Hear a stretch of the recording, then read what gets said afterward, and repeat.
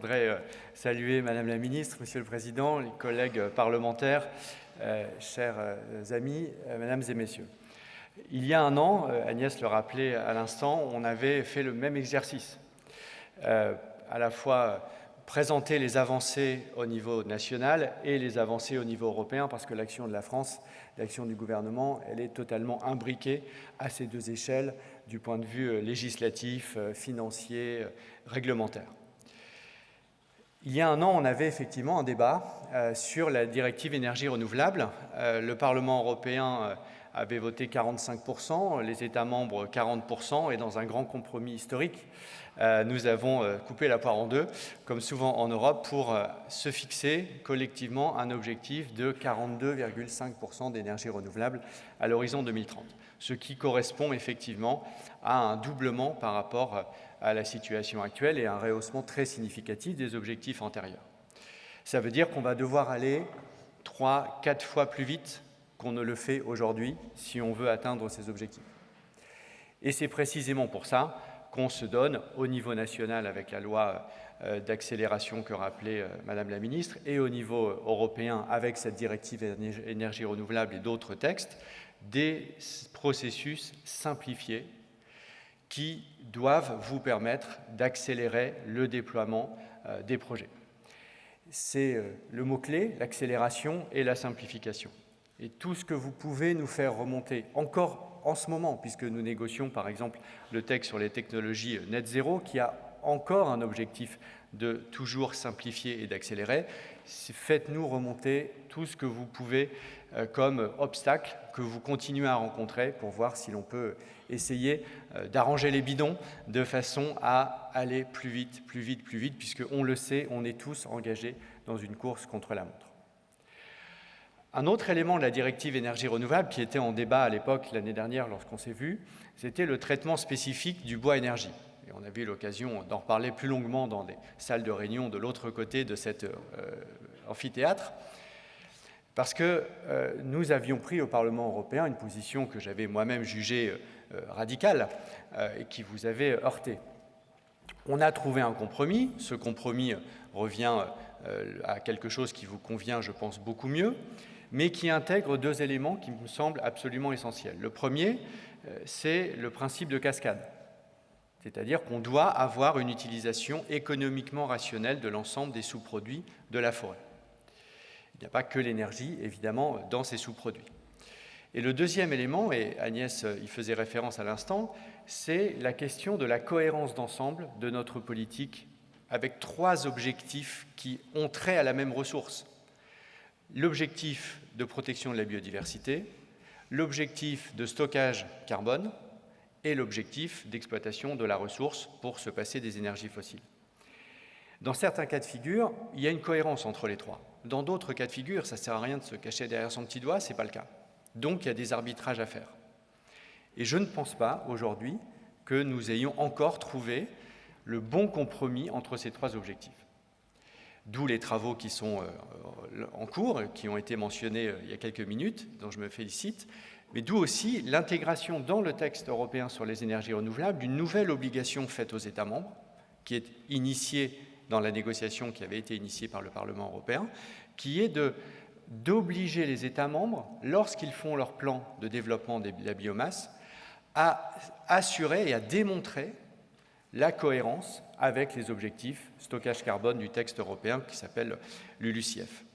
De façon à ce qu'on arrête d'être incohérent, aveugle, et de jouer des cartes qui, au fond, ne s'assemblent pas. Parce que personne n'a envie de renoncer à un des trois objectifs que je viens de citer.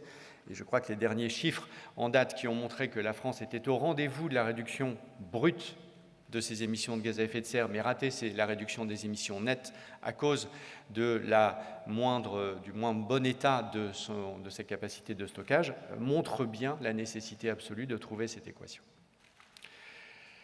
Un autre enjeu sur lequel on est totalement impliqué au niveau européen et qui vous concerne directement, c'est la partie liée à la politique industrielle. Ça a été dit à plusieurs reprises. On a beaucoup travaillé sur l'aval, l'accélération, la simplification, etc. Mais la politique du Green Deal et la politique de déploiement des énergies renouvelables, c'est aussi une politique de souveraineté et une politique industrielle. Et c'est un élément de sa légitimité et c'est un élément de sa réussite. Donc c'est pour ça qu'on travaille au niveau européen et évidemment en lien très étroit avec le gouvernement, avec Agnès, avec Bruno Le Maire, avec Roland Lescure, à construire cette nouvelle politique industrielle verte à l'échelle française avec le projet de loi Industrie verte et à l'échelle européenne avec un certain nombre de textes, le texte sur les technologies net zéro, le texte sur les matières premières critiques et la transformation des outils financiers. La politique industrielle, c'était un mot qui n'avait pas vraiment droit de citer à Bruxelles jusqu'à une date relativement récente, qui commence à s'éloigner, mais encore relativement récente. Je pense que le logiciel a été totalement transformé, totalement transformé. On y a contribué, et le président de la République le premier, mais on a gagné cette bataille. Et donc aujourd'hui, il y a bien une politique industrielle européenne sur l'ensemble de la chaîne de valeur des énergies renouvelables et d'ailleurs sur l'ensemble des chaînes de valeur de la transition écologique. C'est vrai évidemment pour la batterie et l'électrification de la mobilité par exemple. Donc cette bataille, on est en train de la mener, on est en train de changer les règles du jeu. Et on est en train d'assumer le fait qu'à travers les marchés publics par exemple, eh bien, il est logique d'avoir une forme de préférence européenne. Nous sommes en train, en ce moment même, de négocier dans le texte sur les technologies net zéro, un article spécifique sur les marchés publics qui, en gros, essaye de fixer le prix de la souveraineté.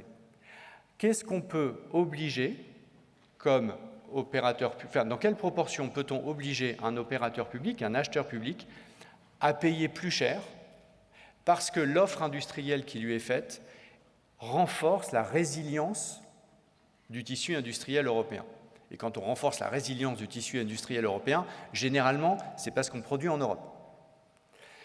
Donc on est engagé là-dedans, et je sais que la France soutient fortement cela au Conseil, nous le soutenons fortement au Parlement européen. La négociation aura abouti, je pense, d'ici la fin de l'année, mais nous sommes en train d'écrire cette nouvelle page qui assume ce qu'on appelle parfois un Buy European Act qui n'avait jamais été réalisé et qui est en train d'être négocié. Et ensuite, on est en train d'en fixer les modalités. Je ne peux pas, à ce stade, vous dire quel sera le point d'atterrissage. Un autre élément qui est évidemment clé pour vous, c'est la question du financement.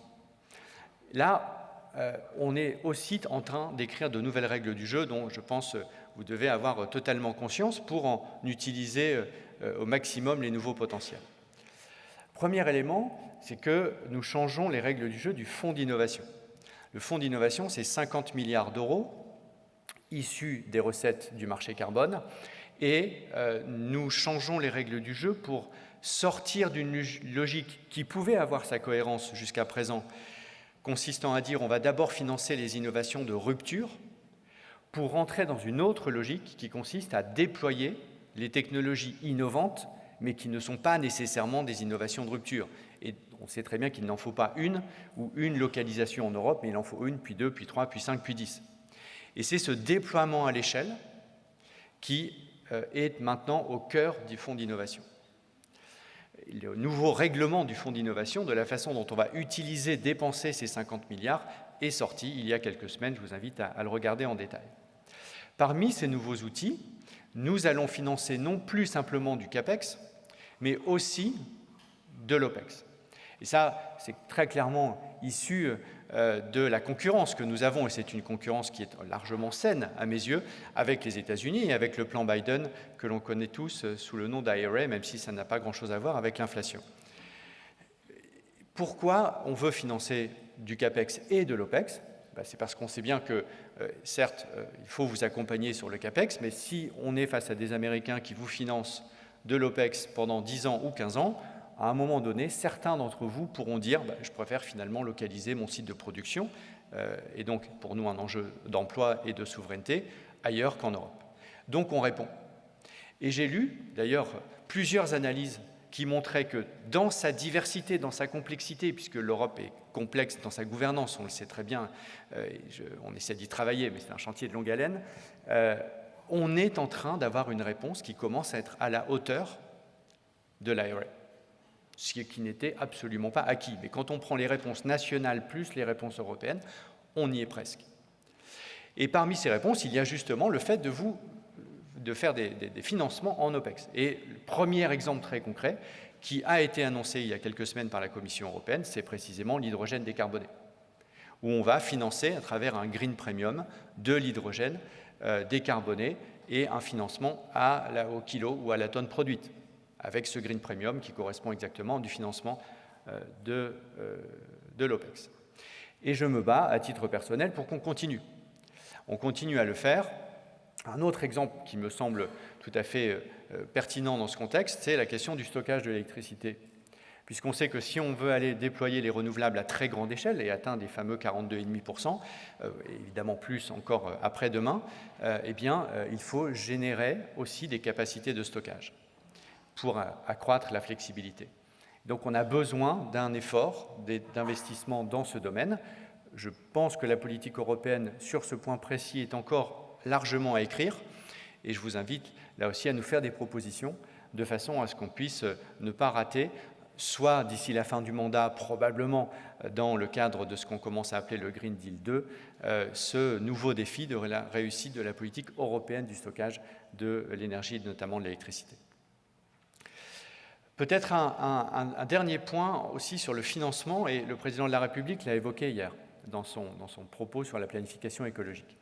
Nous sommes engagés en ce moment dans une réforme du pacte de stabilité et de croissance. Alors, ça peut vous sembler un peu loin, le pacte de stabilité et de croissance, mais je pense que les deux sont complètement liés. Parce qu'on ne peut pas avoir d'un côté la planification écologique, la transition écologique, le Green Deal, avec tout ce que ça représente en termes d'investissement supplémentaire. Et je crois que, d'ailleurs, Jean Pisani-Ferry le rappelait encore ce matin même, avec les 7 milliards annoncés par la Première ministre à l'été, la France est pour la première fois à la hauteur des financements budgétaires publics nécessaires, ce qui n'était pas un mince défi compte tenu de la situation budgétaire, mais Elisabeth Borne a pris cet arbitrage. À titre personnel, je m'en réjouis bien évidemment. Donc on est au rendez-vous. Mais évidemment, si les réformes des règles budgétaires du pacte de stabilité viennent jouer totalement à l'encontre de cette logique d'investissement nécessaire, de surinvestissement nécessaire dans la transition écologique, à un moment donné, on va avoir un problème.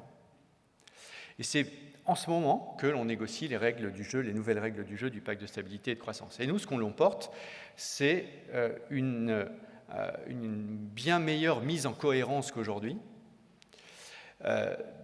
Déjà au niveau technique, des plans énergie-climat, qui sont censés être la matrice de la transition et du financement public de cette transition, et ce qu'on appelle le PSTAB, c'est-à-dire le plan qui est soumis à Bruxelles pour la trajectoire de stabilisation des finances publiques.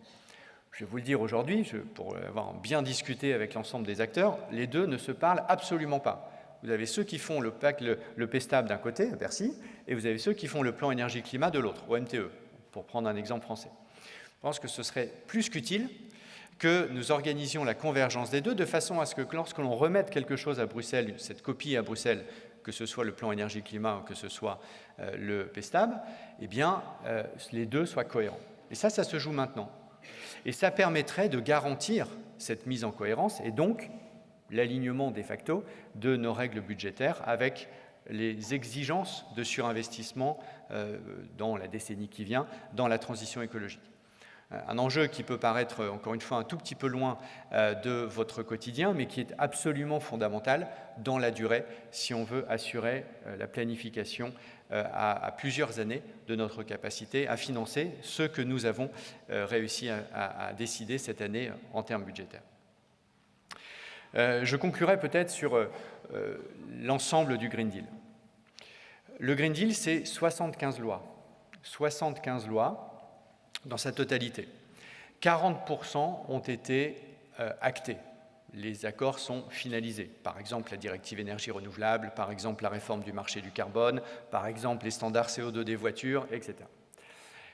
40% sont en train d'être négociés et avec de très bonnes chances d'arriver à un accord final avant la fin du mandat. Et vous savez, les élections européennes prochaines sont en juin et les accords finaux se passent au plus tard au mois de mars-avril.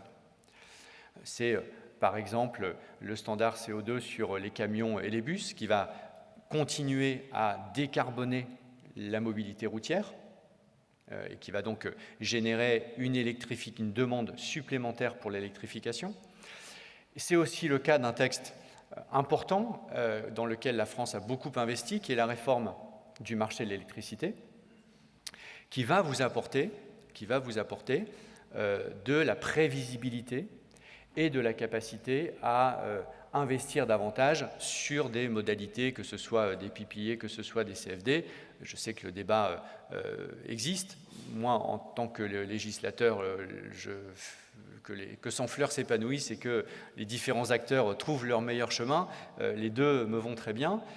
On sait qu'on a un sujet qui reste à régler, c'est un secret pour personne, c'est le traitement de la base existante nucléaire dans la réforme du marché de l'électricité. Pour l'instant, il n'y a pas d'accord, notamment entre la France et l'Allemagne.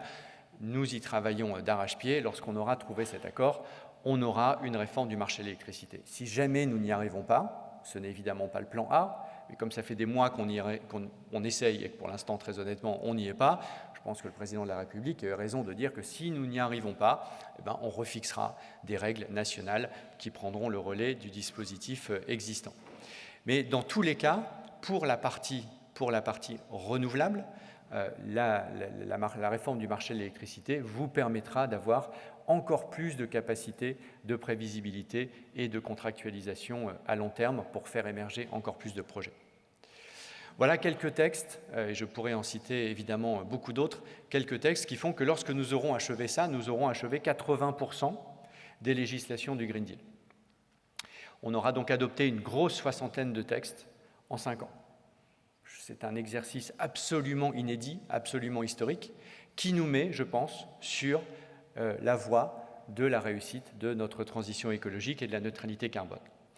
Mais on sait aussi que toute accélération génère ce qu'on appelle dans le milieu féministe, dans le monde féministe, le backlash. Et je crois qu'on y est aussi sur l'écologie. Et je voudrais reprendre les mots qui ont été évoqués à la tribune, qui me semblent fondamentaux, de dépolarisation. Et je pense que vous pouvez y contribuer. Si l'écologie devient un sujet de polarisation dans la société, de cristallisation, de clivage, un peu comme aux États-Unis, et certains ont la volonté très clairement d'exporter le modèle américain en Europe, où vous avez d'un côté les républicains climato-sceptiques contre un certain nombre de technologies vertes, et vous avez de l'autre côté des démocrates qui pensent l'inverse, et c'était parfaitement clivé, et vous ne pouvez pas être républicain et ne pas tenir un propos climato-sceptique, parce que sinon vous êtes sorti du jeu politique.